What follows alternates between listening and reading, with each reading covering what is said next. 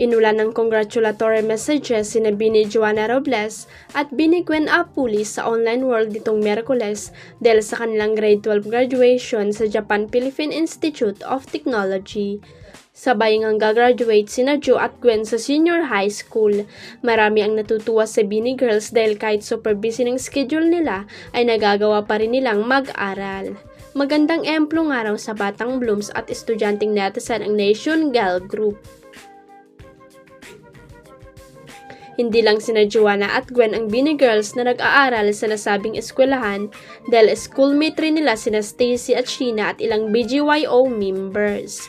At dahil gagraduate na nga siguradong present din sa nasabing commencement exercise ang Blooms para sakyan ang pagtatapos ng mga idolo nila.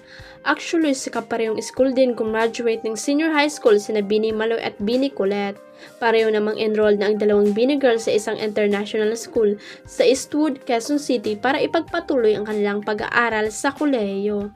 Samantala, timing ang graduation ni Gwen at Joanna dahil kinabukasan ay may send-off party ang Bini para sa kanilang Biniverse World Tour na magsisimula na sa May 18 sa Dubai, United Arab Emirates. After ng Dubai ay may concert din ang Bini sa London, Toronto at New York.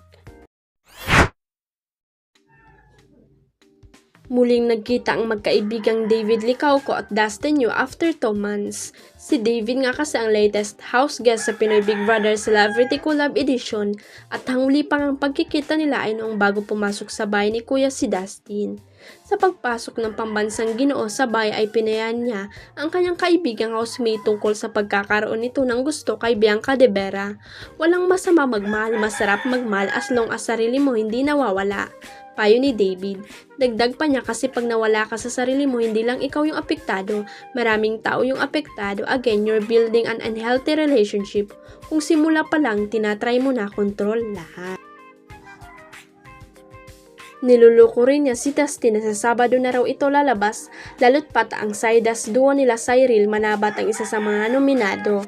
Nanganganib din sina Josh Ford at Ralph De Leon o Jora Duo na mapalaya sa bahay ni Kuya ngayong Sabado. Automatically nominated naman ang Shuka duos nina Shovie Etrata at Bianca de Vera matapos makagawa ng malalang violation dahil sa lapel mic. Abangan nga sa 4th eviction night ang May 10 kung sino sa tatlong duos ang magiging latest evictee ng season na ito. Huwag kalimutang i-click ang subscribe button at i-ring ang notification bell para sa latest at legit chika updates.